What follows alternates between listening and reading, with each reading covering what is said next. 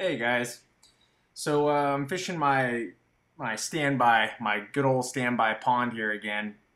I fished a couple ponds this week, and this one was the only one that really yielded any fish for me. I think next week we might go out and try the big lake over at Lake Shasta and do some rip bait fishing. So that'll be a change of pace and a change of scenery for you guys that have been watching these videos. As you can see, there's this weed line right here, right in front of me, and then straight out in front of me, about 50 or 60 feet, there's another big weed mat out there, and I'm kind of just fishing that weed mat out there, and then bringing it back and kind of running it along this weed line here. And it seems for the past few weeks that they've just been kind of holding up against either the weed line or the weed mats that are out there in the middle of the pond. So I'm just trying to get it out there, get it as close as I can without bringing anything back with me as far as weed clumps and stuff, because fishing efficiency has been really difficult as far as casting and not bringing back any weeds, because just about every time you're bringing back weeds now.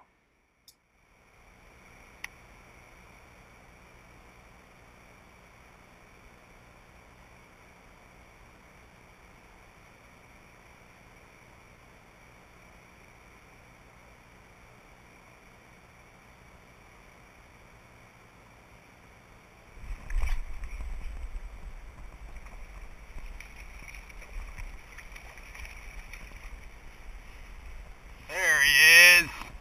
That's a good one.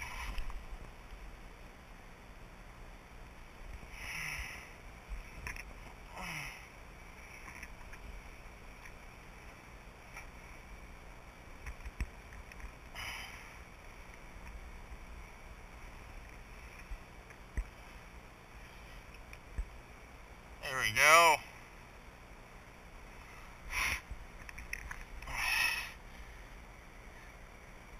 He's nice. He's not real big. He's probably only like 12 or 13 inches. I'll measure him up. I don't have a scale, but I do have my tape.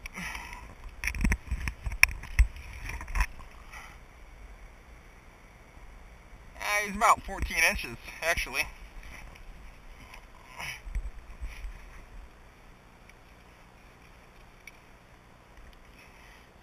Pretty close to 14 inches right there. See if we can watch him swim away. There he goes.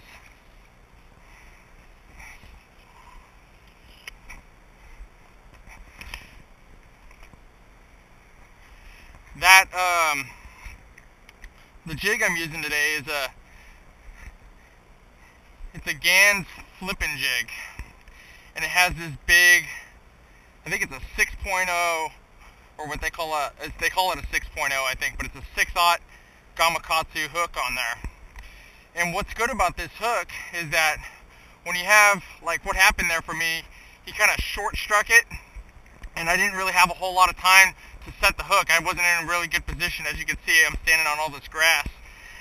And what happened was, I was just kind of swimming it right along this edge here, and I felt it, but I didn't have a really good position to set the hook.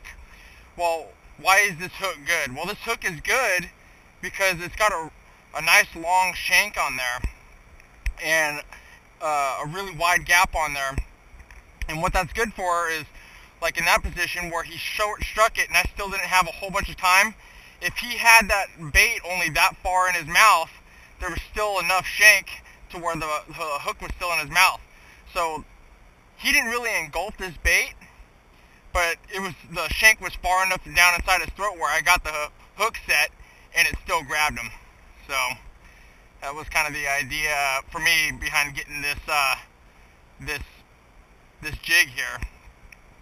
Not to mention, I mean, it's an overall very nice quality jig, but normally I don't use hooks that are that large. I don't know if you guys are seeing that, but it's fairly large. So I'm going to cast right back into that same area and see if I can't get another one.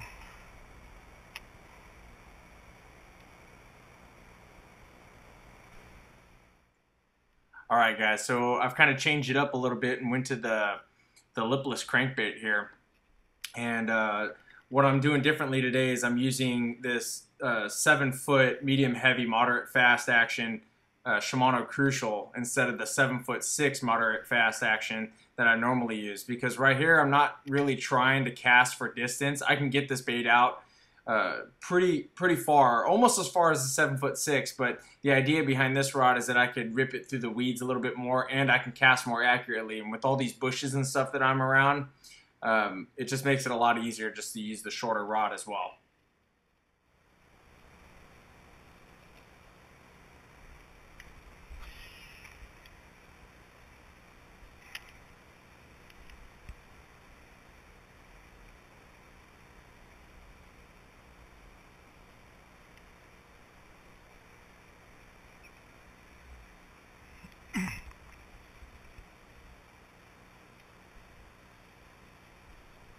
There's one.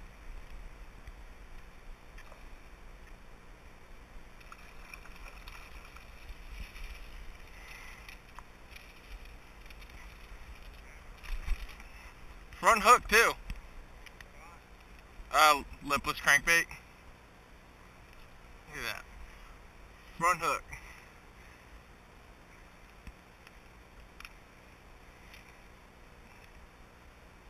About 12 inches. Nice belly, you can tell he's feeding. See if he's got in his mouth.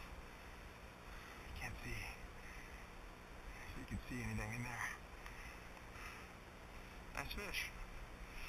Get another one.